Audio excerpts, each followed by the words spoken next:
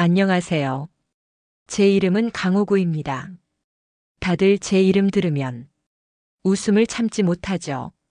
여러분도 방금 제 이름 듣고 피식하셨을 거예요. 저는 호구라는 제 이름이 정말 너무 싫었어요.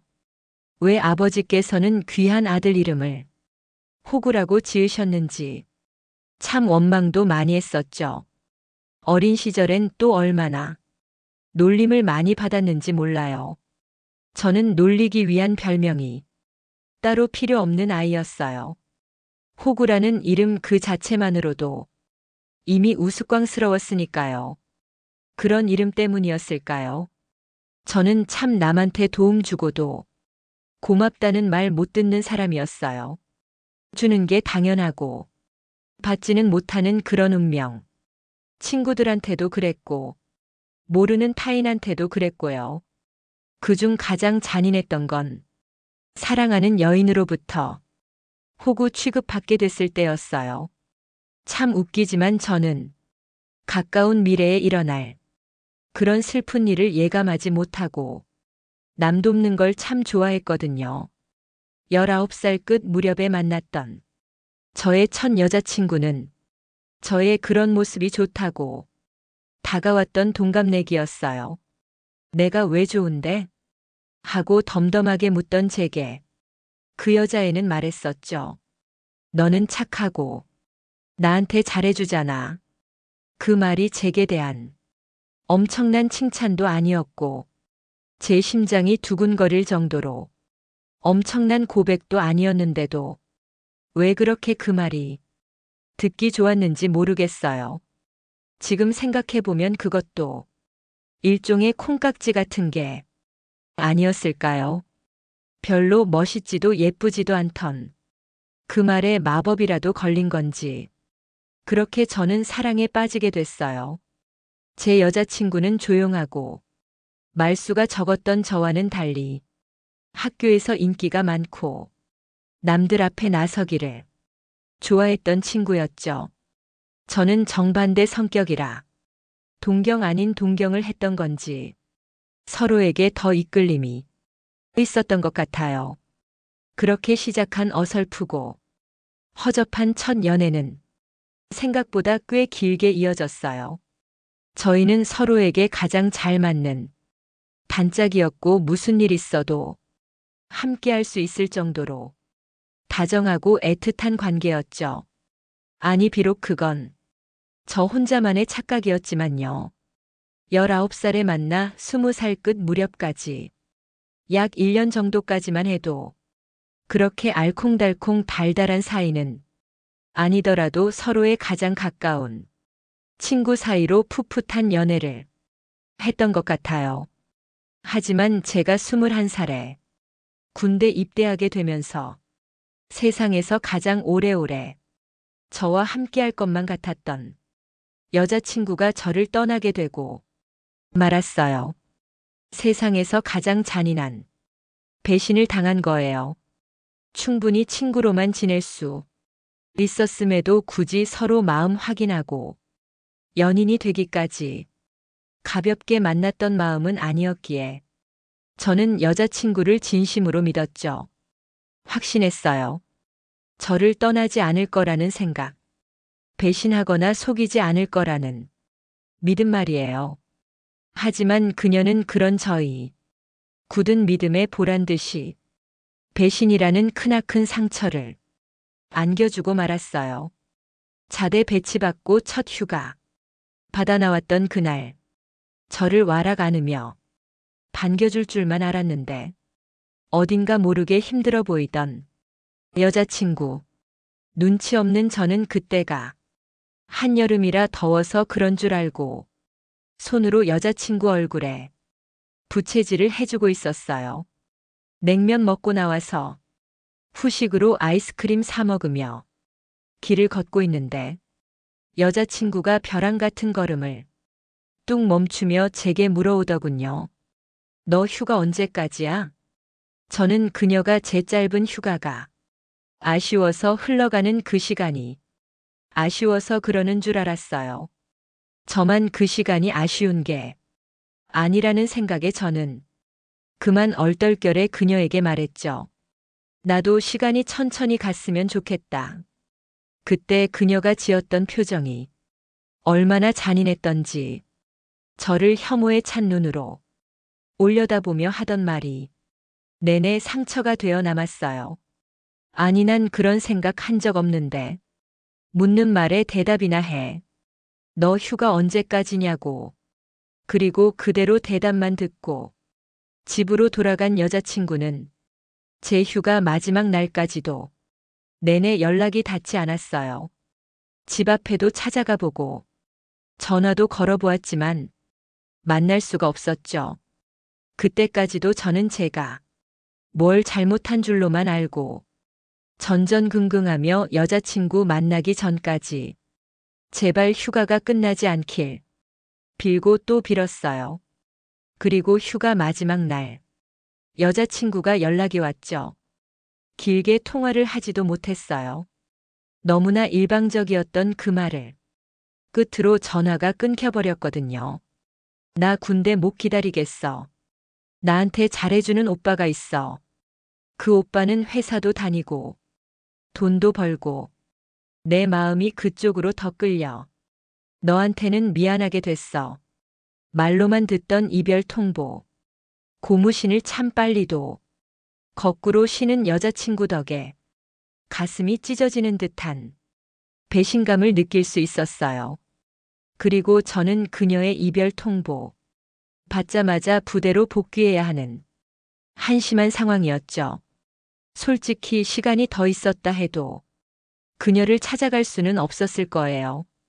백수나 다름없는 군인 신분인 나보다 직장인 연상한테 더 마음이 끌린다는 그녀에게 더 할 말이 없었으니까요. 끊어버린 전화기 대고 소리 질러보고 울어도 봤지만 그런다 한들 나의 초라한 존재 자체가 부정될 수는 없었어요. 이건 분명 이름 때문이다. 그렇게 생각했어요. 이름이 가져다준 호구라는 저주는 끝까지 풀릴 생각을 안 하는구나 싶어서 정말 괴롭고 힘들었죠. 전역하면 당장 이름부터 바꿔야겠다고 다짐까지 할 정도였어요. 그렇게 호구가 호구같이 여자친구한테 차이고 다시 복귀하기 위해 내려가는 길 가만히 의자에 앉아 눈을 감고 있자니 또 자꾸만 헤어진 여자친구가 했던 말들이 떠올라 괴로웠어요. 그때 당시엔 그보다 더 억울하고 가슴 답답한 일이 세상에 없을 줄 알았죠. 흔히들 너무나 사랑했던 사람과 이별하고 나면 세상이 무너지는 기분이 든다고들 하지만 전 달랐어요. 제 세상은 무너지지 않고 그냥 제 존재 자체가 저기 저 쓰레기통으로 굴러떨어지는 걸 하염없이 지켜만 봐야 하는 괴로움. 내 세상이 쓰레기통 속이 되어버리는 그 상황에 제가 할 수 있는 오직 단 하나. 때 맞춰 늦지 않게 부대에 복귀하는 것이었어요. 괴롭다고 집에서 이불 뒤집어 쓰고 울거나 술을 진탕 마신다고 복귀하지 않으면 곧장 탈영병이 되는 신세였으니까요. 그러니 찢어지는 이별의 아픔보다 더 중요한 건 부대로 돌아가기 위한 열차에 몸을 싣는 일이었어요. 잔인하고 끔찍한 건 그녀가 아니라 이 나라의 현실이었죠. 그렇게 두 눈을 꼭 감고 애써 생각을 지워보려 했지만 그러면 그럴수록 가슴에 새겨진 생채기 위로 따가운 소금을 뿌려대는 꼴이었어요. 열차는 그날따라 만석이었어요. 빽빽하게 들어선 자리마다 남는 좌석 하나 없이 빼곡하게 들어앉은 사람들 보고 있으니 더욱더 답답해져 왔죠. 아마 부대로 돌아가고 나면 그 안에서는 그보다 더 답답한 마음이 들 거란 생각에 다가올 가까운 미래가 두렵기도 했어요. 그렇게 한참을 괴로워하는 도중 열차가 한 역에 멈춰 섰어요. 멈춰선 열차가 어느 역에 멈췄는지 따위는 중요하지 않았죠. 그저 제 마음속에는 열차가 느리게 가는 게 더 나쁠지, 열차가 빠르게 가는 게 더 나쁠지, 그 둘이만 생각하기 바빴어요. 둘 중 어느 것도 좋을 건 없었죠. 더 나쁘냐 덜 나쁘냐의 문제일 뿐이었으니까요. 자꾸만 눈물이 차오르는 걸 막으려 일부러 눈꺼풀을 눌러 닫은 채 열차가 출발하는 소리에 가만히 귀를 기울였어요. 그렇게 몇 분을 더 갔을까요? 출발한 지 얼마 되지 않은 시간에 제가 타고 있던 칸에 문이 열렸어요. 그리고는 제잘거리는 여자아이의 소리가 들려왔죠. 고요하고 답답했던 한여름, 만석 열차의 답답함을 깨부수는 소리였어요. 아이의 그 목소리가 어찌나 시원한 음료처럼 느껴지던지 눈물을 참으려고 꾹 감고 있던 두 눈이 저절로 떠졌어요. 그리고는 시선이 자연스레 그 소리가 나던 곳으로 향했죠. 그곳에는 말괄량이 같은 표정을 지으며 열차를 두리번거리는 여자아이 하나와 그 아이의 손을 꼭 붙잡고 난감한 표정으로 주변을 두리번거리는 만삭의 임산부가 서 있었어요. 그걸 보는 순간 자리에서 벌떡 일어나지 않을 수가 없었죠. 입석 열차를 몇 번 타봤던 적이 있었기에 저 표정과 눈빛이 의미하는 바를 잘 알 수 있었거든요. 몸은 지치고 힘든데 아이까지 있으니 목적지가 어디가 되었든 입석으로 달려가기엔 힘이 붙일 것이었어요. 저는 그 임산부를 끌어다 제자리에 앉히며 말했어요. 여기 앉아서 가시면 됩니다. 아직 도착하려면 한참인데 말입니다. 제가 자리를 양보하자 그 임산부는 당황하며 괜찮다고 손을 가로저었어요. 그래서 저도 함께 손을 가로저으며 억지로 자리에 앉혔죠. 저는 안 그래도 너무 답답해서 일어날 참이었습니다. 그러니 앉아서 가시면 됩니다. 뱃속의 아이를 생각하셔야 하지 않겠습니까? 제 말에 마지못해 제자리에 앉은 임산부 옆에는 자리에 앉지도 못하고 낑낑거리며 엄마를 재촉하는 말괄량이 소녀가 있었어요. 4살가량 되어 보이는 어린아이였죠. 그 임산부는 낑낑거리는 아이를 달래기 위해 아이를 무릎에도 안여보려고 했지만 잘 되지 않는 것 같아 보였어요. 그래서 복잡한 제 마음 뒤로 하고 그 아이에게 다가가 말을 걸었죠. 삼촌이랑 놀까? 엄마는 뱃속에 동생이 있어서 힘들어. 대신 삼촌이 너 하고 싶은 놀이 다 해줄게. 그렇게 저는 달리는 열차 구석 바닥에 앉아 처음 본 4살짜리 아이와 함께 끝말잇기를 하며 시간을 보냈어요. 그것은 정말이지 시간을 보내는 행위였죠. 이별의 아픔으로 괴로워야 할 시간에 갑자기 눈앞에 모르는 아이가 나타나 그 시간을 보내는 순간을 함께 해준 거였어요.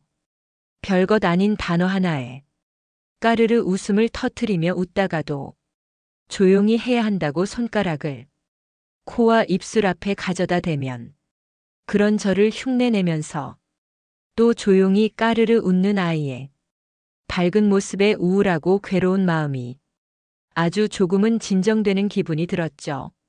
마음을 달린다는 게 이런 거구나.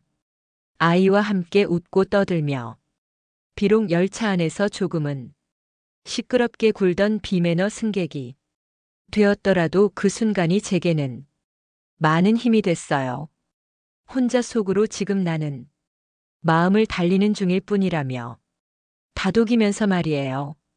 다른 이유도 아닌 다른 사람한테 마음 빼앗겨 이별을 고하는 그런 여자와 더 오래 사랑하지 않아서 다행이라고 생각했었죠. 그렇게 생각하다 아이의 웃음소리를 들으며 함께 즐거웠다가 또 마지막에는 결국 그래도 저는 부대에 복귀하고 있다는 생각을 하며 다시금 우울해졌어요. 남는 건 그 임산부한테 자리를 양보하고 마음을 달릴 시간을 얻은 기억이었죠. 그 후로 저의 군 생활은 뭐라 표현할 방법도 없어요. 무척이나 괴로웠고, 하루가 1년 같았고, 기다릴 무언가가 없다는 생각에 의욕이 없었죠. 그전에는 휴가 나가면 그녀를 만날 수 있다는 생각에 뭐든지 다 할 심정이었다면, 이제는 휴가 가더라도 만날 그녀가 없다는 사실에 아무런 욕심이 없어진 거였어요.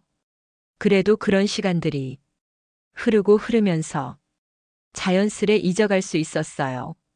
제 하루 일과에서 그 여자친구를 생각할 시간은 그리 길게 주어지지 않더라고요. 고된 훈련 끝에는 언제나 시간에 맞춰 빨리빨리 해야 하는 것들 뿐이었고, 틈날 때마다 찾아오는 괴로운 생각들은 그보다 더 괴로운 눈앞 현실들로 덮였어요.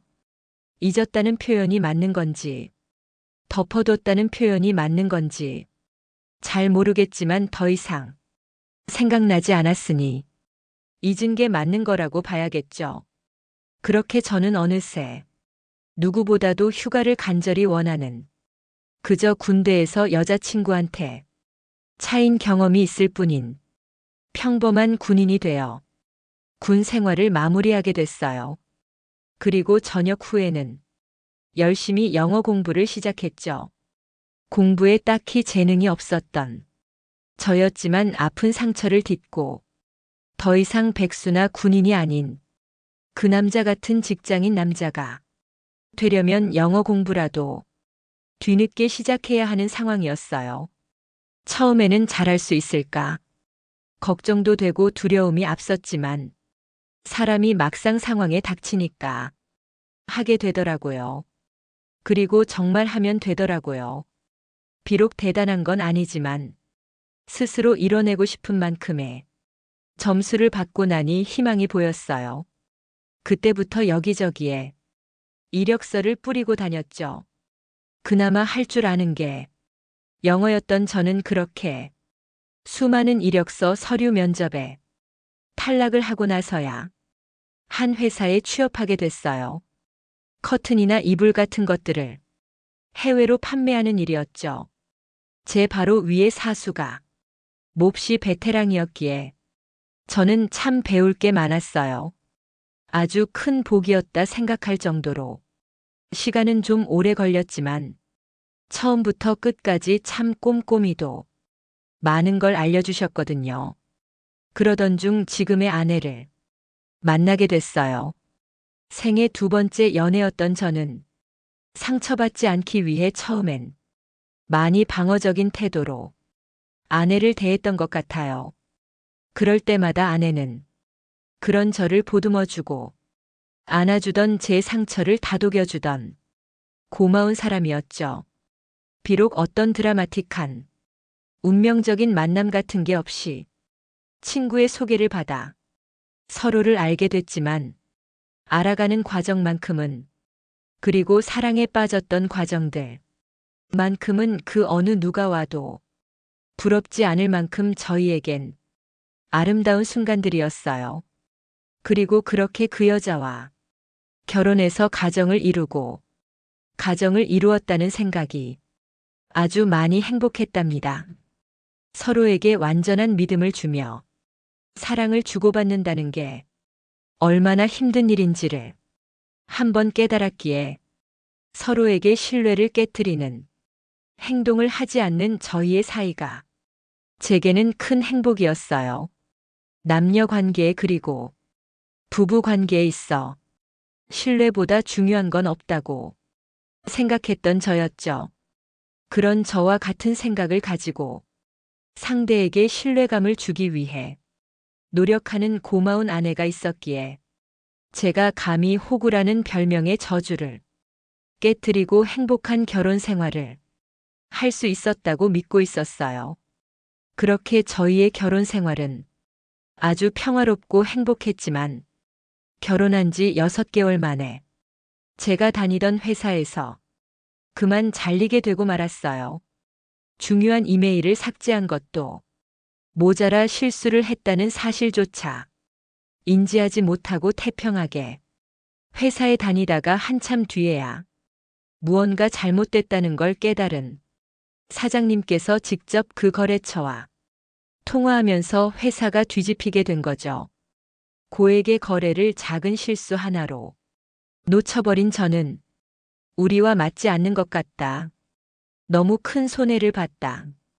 는 회사의 말에 반박할 수가 없었어요. 회사가 저 때문에 손해본 건 사실이었으니까요. 큰 금액 때문에 제대로 된 퇴직금도 받지 못한 채 회사에서 쫓겨났고 설상가상으로 아내 뱃속에 저의 사랑스러운 첫째가 들어서면서 제 발등엔 불이 떨어졌죠. 가족을 생각해서라도 어서 급하게 다른 일이라도 시작해야 하는 상황이었어요. 그러다 어느 회사에 건물 경비를 시작하게 된 거예요. 그 회사는 이불이나 담요와 관련된 섬유 제품들을 제조하는 회사였죠. 전에 다니던 직장이 커튼이나 이불 같은 것들을 해외로 판매하던 곳이었으니 비슷한 회사였어요. 맡은 건 경비 부분이었지만요. 회사에서 제가 하는 일은 주로 회사 문 앞에서 잡상인 출입을 막거나 회사 사람들이 아닌 다른 사람들의 출입을 막는 일이었죠. 단순한 듯 보이지만 평생 직장으로 삼기엔 가족들을 생각하면 좋지 않을 것 같아서, 그리고 비록 큰 실수를 하고 잘렸지만 되도록이면 하던 일을 계속하고 싶었던 미련이 있어서 그 회사 건물 경비를 하며 새 일자리를 찾아보기로 했어요. 그 회사에 빈자리가 생겨도 지원할 생각이었고 다른 회사 빈자리가 생겨도 지원할 생각이었죠. 하지만 그러기가 참 여의치 않았어요. 사람을 구하는 일이 적었을 뿐더러 그마저도 자리가 나면 나는 대로 다른 사람들한테 그 자리를 빼앗기고 말았거든요. 허접한 경력이 저를 네모난 종이 한 장에 판단하고 결정을 내리는 세상이니 다시 겸손한 마음으로 시작하지 않으면 많이 힘들 것으로 보였죠. 그래도 저는 계속해서 평생 직장으로 삼을 수 있을 만한 일자리를 찾으며 노력했어요. 그러면서 몸담고 있던 그 회사에도, 그리고 제가 하는 경비일에도 최선을 다했죠. 과정이 어떠했고 상황이 어떠하든 상관없이 누군가 저를 고용하고 일을 할 수 있도록 해준다는 게 감사했기 때문이었어요. 회사는 전반적으로 밝고 에너지가 넘쳤죠. 건물을 들어서는 느낌부터가 전에 일하던 회사와는 다른 분위기가 물씬 풍겼어요. 아주 깨끗하고 맑은 느낌이라고 해야 할까요? 크고 넓은 대기업이 웅장한 로비하고는 물론 비교가 되질 않았지만 늘 반짝거리는 바닥과 유리창, 서로를 향해 인사하는 직원들의 밝은 미소가 그 어느 대기업보다도 좋아 보이게 만드는 것 같았어요. 아주 간호고가며 직원들 입으로 전해 듣기에 회사 사장님이 깐깐하다고 까다롭기 이를 데 없을 것 같은 이미지였지만 그것도 알고 보니 아니었더라고요. 출근하고 일주일 만에 만난 건물 청소하시는 분이 해주신 이야기를 듣고 사실을 바로 보게 됐거든요. 그날은 아침 일찍부터 잠에서 깨어나 평소보다 조금 서둘러 나갔던 날이었어요. 회사에 도착해 근무복 갈아입고 화장실에 갔다가 그분을 마주쳤죠.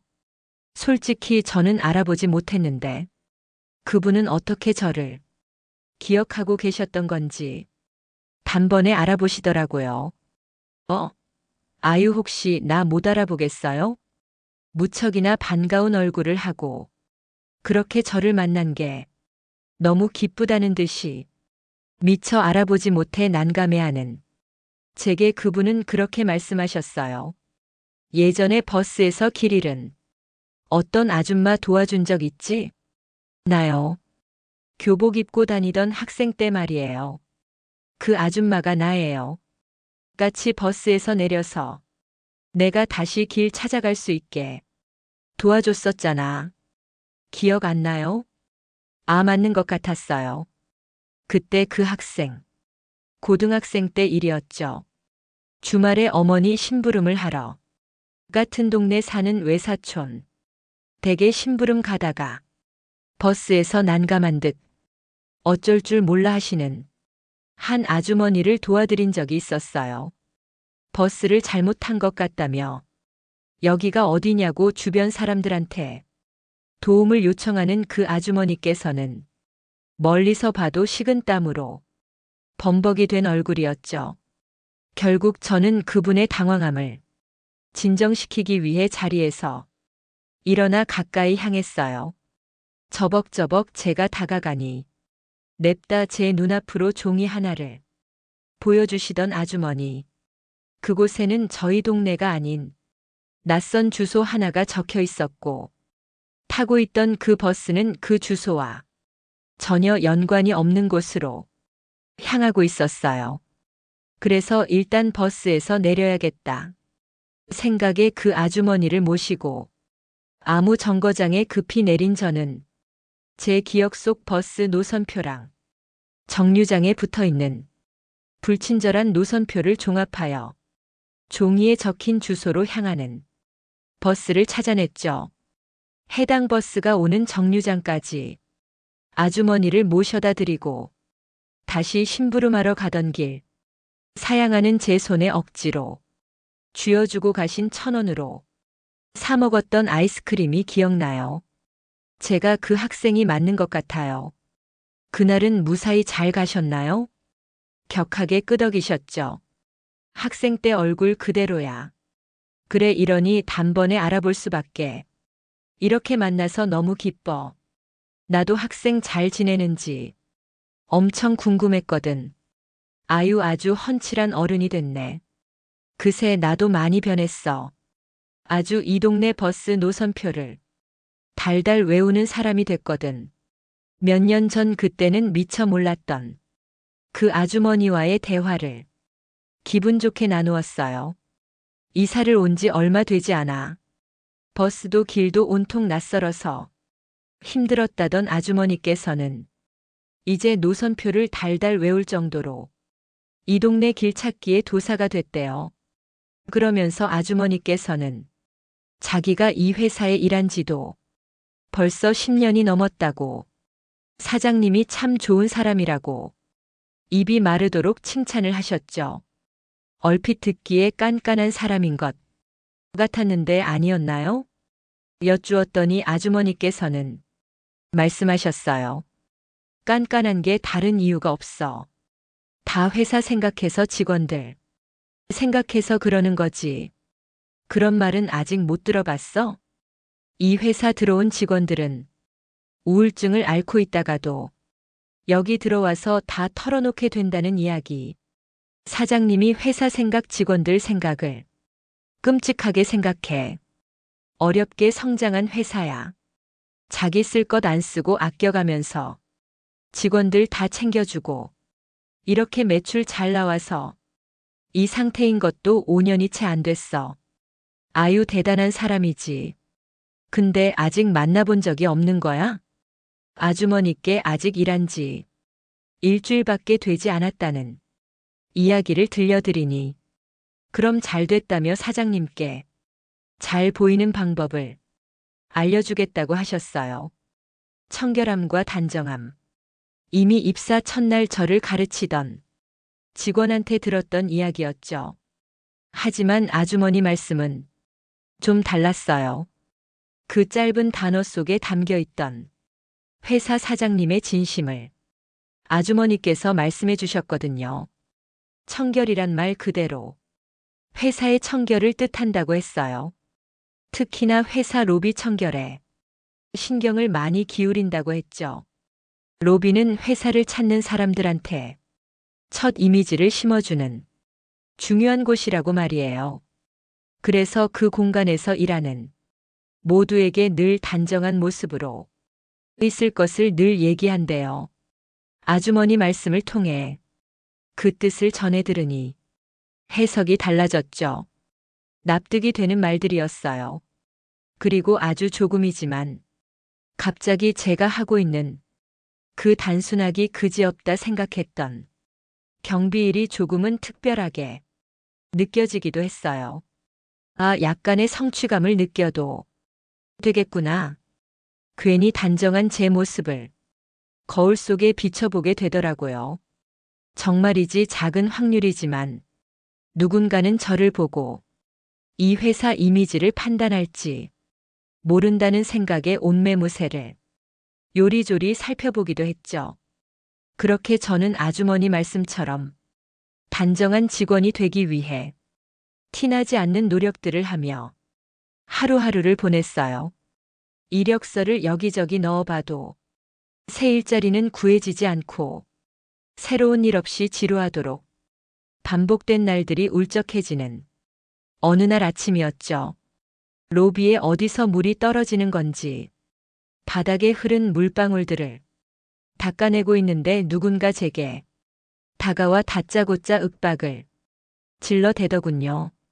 서둘러 일어나 그 사람이 얼굴을 살피니 아는 얼굴이었어요. 사실 목소리를 들었을 때부터 누구인지 짐작이 가긴 했었죠. 그 사람은 바로 근래 들어 저를 계속 괴롭히던 회사 부장이었어요.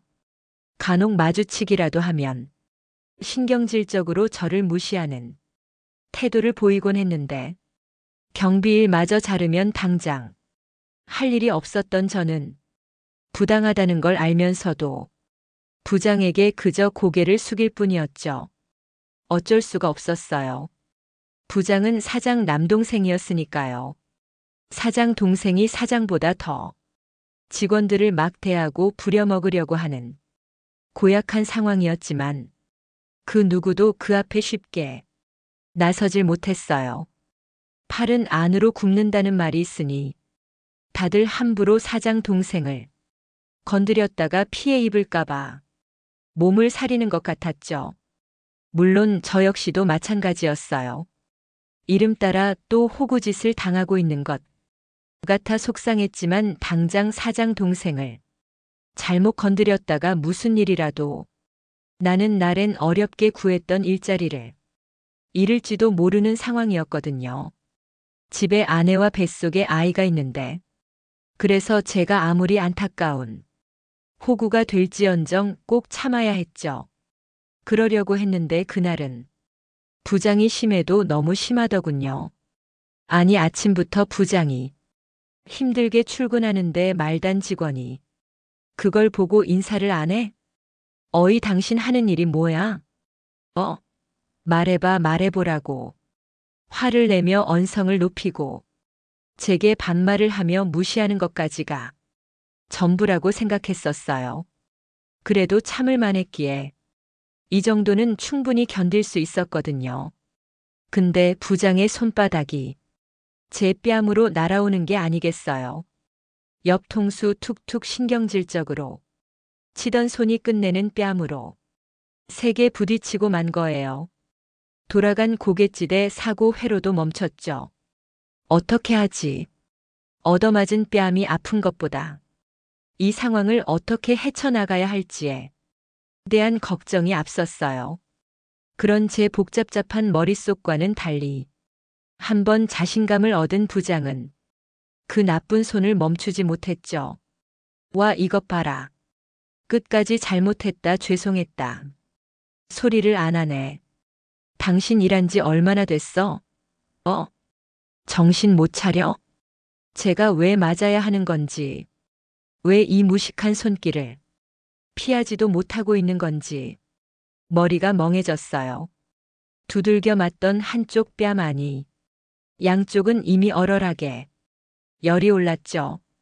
지나가던 직원들 그 누구도 어느 하나 쉽게 말리지 못하고 주변을 서성이기만 했어요. 그들의 입장을 이해 못하지 않기에 원망하는 마음도 없었죠. 그냥 이 순간만 지나가면 된다는 생각만 했어요. 빨리 이 회사를 떠나야겠다. 생각도 함께 했고요. 근데 그때였어요. 누군가 로비로 들어오며 미친 자식아 하고 호통을 치는 소리가 들려왔죠. 제 머리를 쳐대던 부장의 손이 허공에서 우뚝 멈추는 게 보였어요. 고개를 돌려본 곳에는 입사하고 난 후 처음으로 마주하는 사장님이 서 계셨죠. 부장은 허공에 올리고 있던 손을 서둘러 내리며 사장님을 향해 꾸벅 인사했어요. 화가 난 사장님의 얼굴이 무섭게 굳어진 그 얼굴은 냉혹 그 자체였지만 느껴지는 분위기는 살벌했죠. 지금 이게 뭐 하는 짓입니까? 박 부장.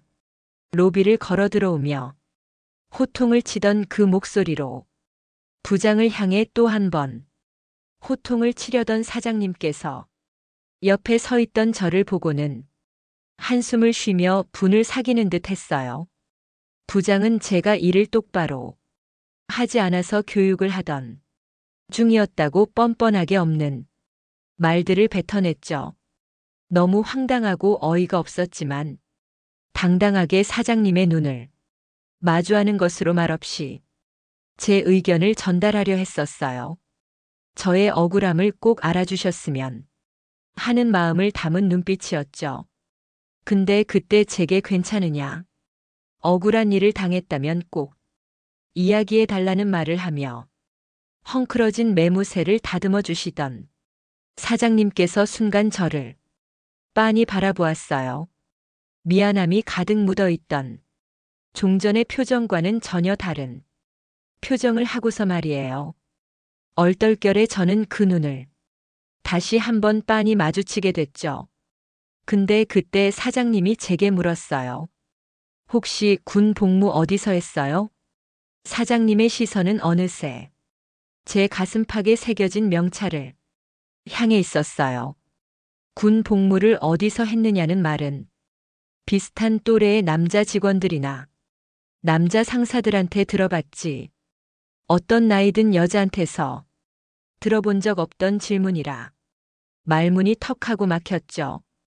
그 상황에 적절한 질문도 아니었고요. 잠깐 머뭇거리던 제가 정신을 차리고 대답을 드리니 사장님께서는 충격을 받은 듯 손으로 입을 가리며 얼굴을 일그러뜨리셨어요. 헉 하고 숨 넘어가는 그 소리가 너무 커서 직원들도 저도 함께 당황했었죠. 사장님께서는 거의 저를 끌고 가다시피 해서 회의실에 데려가 의자에 저를 앉혔어요. 그러더니 이내 눈물을 펑펑 흘리며 사장님이 꺼내신 이야기는 그보다 더 놀랍고 당황스러웠죠. 오래전에 우리 아버지가 너무 위독하셔서 급히 고향에 내려가야 할 일이 있었어요. 남편은 타지에서 일을 하고 있었고 저 혼자 만삭이 된 몸을 한 채 첫째 손을 잡고 가야 해서 힘들었어요. 역까지 힘들게 와서 표를 구하려는데 심지어는 대구까지 가는 남은 표는 전부 입석뿐이더라고요. 그 몸을 하고 4살배기 딸 손을 잡고 어떻게 입석으로 대구까지 가야 할지 막막했어요. 근데 그날따라 무슨 일인지 다음 열차들마저 남은 좌석이 모조리 다 입석뿐이었고 앉아서 가려면 2시간이나 후에 열차를 탈 수 있는 상황이었죠. 첫째는 이미 기차 언제 타냐고 보채기 시작했는데 홀몸도 아닌 제가 그 애를 데리고 2시간 동안이나 여기서 열차를 기다린다는 게 말이 되지를 않는 것 같아서 그리고 단 5분이라도 빨리 아버지께 가봐야 한다는 생각 때문에 그렇게 입석표라도 구해서 그 열차에 오른 거였어요.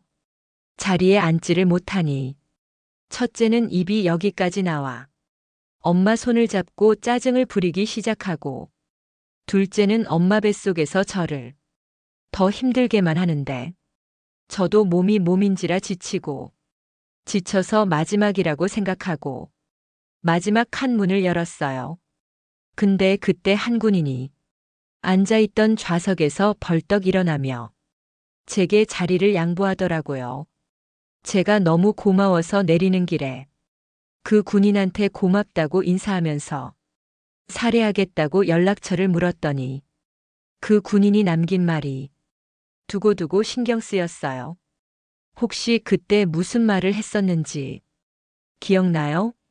사장님은 여전히 눈물을 훌쩍이며 제게 물어오셨죠. 어렴풋이 그때 일들이 생각나기 시작했어요. 임산부에게 자리를 양보하고 가는 내내 엄마 손을 잡고 있던 어떤 예쁜 꼬마 아이와 놀아줬던 일이 말이에요. 사실 그때 그 임산부에게 제가 무슨 말을 했는지는 기억이 나질 않지만 어렴풋이 그날 제가 기분이 몹시 좋지 못했다는 게 생각나더라고요. 분명 무슨 좋지 않은 일이 있었는데 기억이 나질 않았죠. 그래서 저는 사장님께 고개를 가로저으며 잘 기억이 나지 않는다고 대답했어요. 아니에요.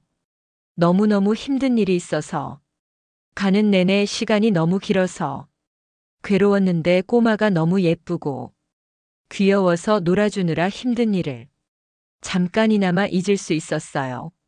저한테도 좋은 일이었으니 너무 고마워하지 않으셔도 됩니다. 그렇게 말하고는 우리 딸한테 인사하고 급히 자리를 피하더군요. 참 좋은 사람이다 생각하고 돌아섰는데 그 다음 날도 그 군인이 남긴 마지막 말이 두고두고 신경 쓰이더라고요. 무슨 힘든 일이 있었느냐고 한 번은 물어봤어야 하는 건데 그러지를 못해서 사장님이 해주신 그때 그날의 이야기를 듣고 나니 온몸에 소름이 돋으며 그날의 기억과 감정들이 되살아났어요. 무척이나 힘들었던 첫 실연의 날. 그 와중에도 무의식 중에 행동으로 옮겼던 제게는 아무것도 아니었던 작은 배려가 누군가에게 이렇게 오랜 시간 동안 기억 속에 남아있을 줄은 꿈에도 몰랐죠.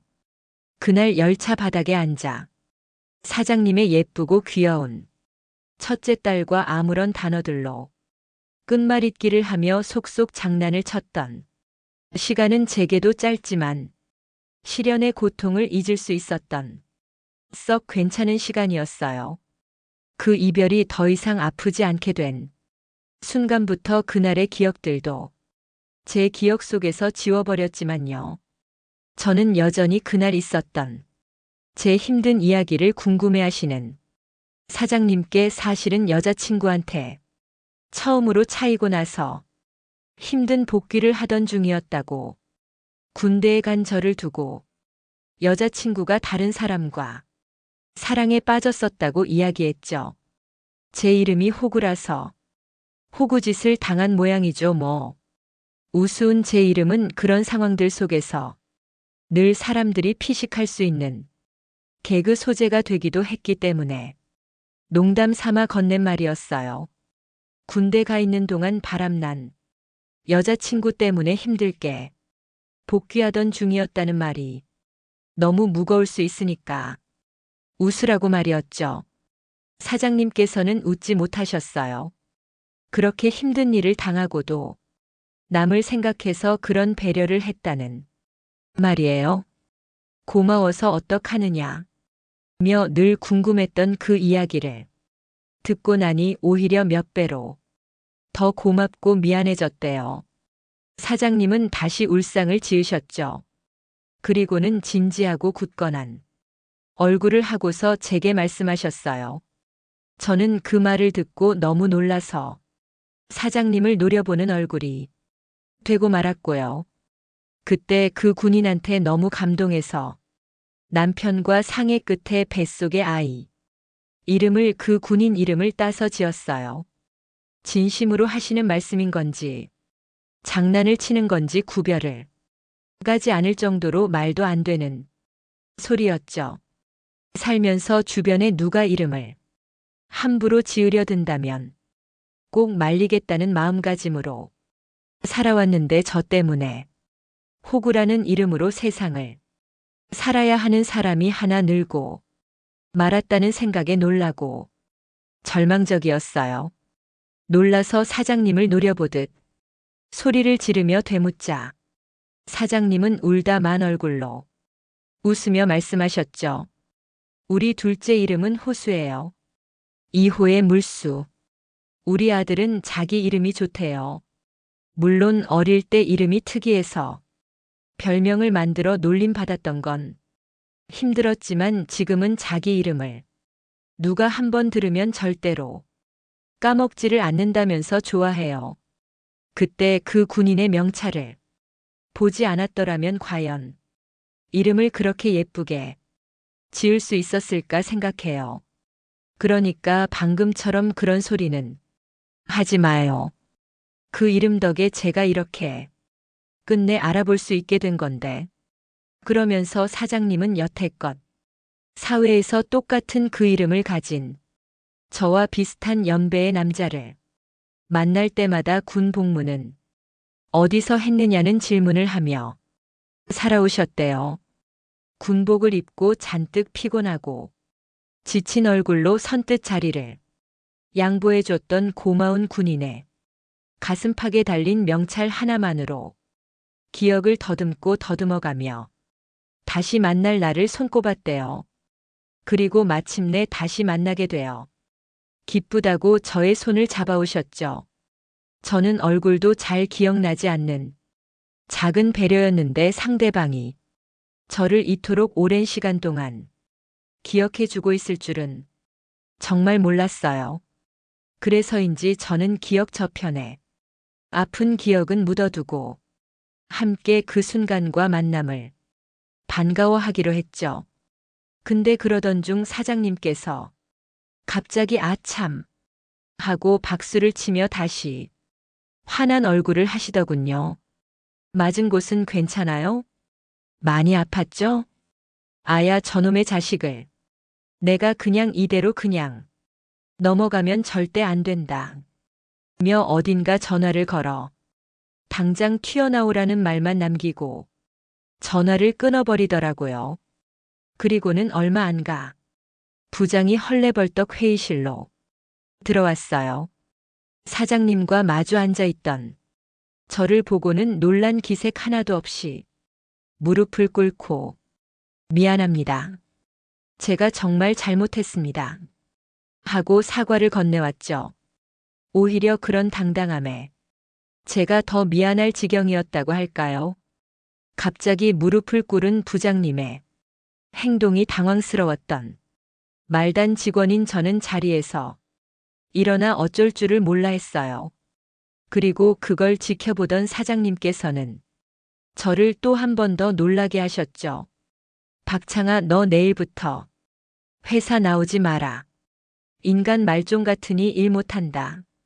자연에 섞여 있는 대구 사투리와 부장님을 향한 냉정하고도 무심한 말투와 표정이 조금은 속 시원하기도 했고요. 누나야, 내가 잘못했다. 하고 사장님께 고비는 부장님을 보며 속으로는 그래 동생이지 싶어 생각하며 이 정도 사과를 받은 것만으로도 충분하다고 생각했었어요. 근데 정말 그 다음 날부터 회사에서 부장님의 모습을 찾아볼 수 없었죠. 직원들한테 물어보니 사무실은 이미 부장님의 책상마저 치워졌다 하더군요. 며칠 후에야 용기 내어 사장님께 부장님을 정말 자르신 거냐 여쭈었어요. 그때 사장님께서는 그걸 제게 회사 사무실 직원으로의 재입사를 제안하셨죠. 강 씨 원래 하시던 일이 이쪽 분야였다고요. 아, 미안해요. 알아보려고 알아본 건 아니고 물어보기 전까지는 절대 먼저 이야기 안 할 것 같아서 내가 답답해서 물어봤어요. 좋은 직책에 좋은 책상을 주지는 못하더라도 함께 머리 맞대고 일하면서 좋은 인연을 만들어 갔으면 해서 마침 같은 분야에서 일을 했었고 또 경비를 하며 일자리를 찾고 있던 저였기에 사장님의 제안을 거절할 이유가 없었어요. 부담스럽다는 이유로 사양하면서 제 스스로의 체면만 생각하기엔 가족 생각을 먼저 해야 했기도 했죠. 그렇게 어딘지 모르게 어색하고 부담스러웠던 사무실에서의 생활이 쭉 끊김없이 이어온 것도 어느덧 수년이 되었어요. 그렇게 수년이 지난 지금은 제가 어느덧 그 회사에 부장이 되어 있었죠. 아직도 가끔은 사람들이 저를 부르는 부장님 하는 소리들이 부끄럽고 부담스러울 때가 종종 있지만 어렸을 때 나쁜 어른들을 보면 나는 절대 저런 어른이 되지 말아야지 했던 것처럼 예전 그 부장님을 보며 나는 절대 나중에 저런 상사는 되지 말아야지 했던 것들을 지켜갈 수 있어서 기쁜 마음이 더 크죠. 할 줄 아는 것도 많지 않았고 저보다 더 어리고 똑똑한 친구들이 많이 있었음에도 불구하고 저를 버리지 않고 끝까지 안고 가 주셨던 사장님이 계셨기에 제가 이 자리까지 올 수 있었다고 생각해요. 그리고 사장님 역시 그렇게 성공하시기까지 수많은 노력 속에 회사를 아끼고 직원을 아끼는 마음이 있었기 때문에 지금의 모습을 하실 수 있다고 생각을 해요. 그리고 저도 그런 저희 사장님의 사원처럼 직원과 회사를 아끼는 그런 직원이 되기 위해 백발이 되도록 노력하고 있답니다. 이제 저희 직원들은 저를 보며 대단하다는 말을 하고 해요. 긴 시간 동안 한 회사에 몸을 담고 진심을 다해 일할 수 있는 게 요즘 사람들한테는 흔한 일이 아니니까요. 누군가의 시선에서 보면 이런 저의 행동이 조금은 징그럽게 보일 수도 있겠죠. 하지만 그만큼 마음에 맞는 회사를 만났기 때문에 가능했던 일이었고 조심성 많은 사장님과 솔직하고 맑은 직원들이 서로를 밀고 이끌어주고 있었기 때문에 가능했다고 생각해요. 수년 전 아주 오래된 일이지만 저의 작은 배려를 잊지 않고 마음속에 품어주셨던 사장님께 감사의 말씀을 전하고 싶어요. 덕분에 저는 사랑하는 아내와 사랑하는 아이와 함께 행복 속에서 세월을 보냈고 이제 더 행복한 미래로 나아갑니다. 요즘도 저는 대중교통을 이용하다 자리를 양보하고 해요. 별 생각 없이 했던 작은 배려들이 이제 제게는 하나의 재미있는, 의미 있는 행동이 됐거든요. 자꾸 사소한 것부터 더 많이 베풀고 양보할 수 있는 그런 사람이 되고 싶답니다. 그럼 지금까지 사연 들어주셔서 감사합니다. 사연이 재미있으셨다면 구독이랑 좋아요 눌러주세요. 감사합니다.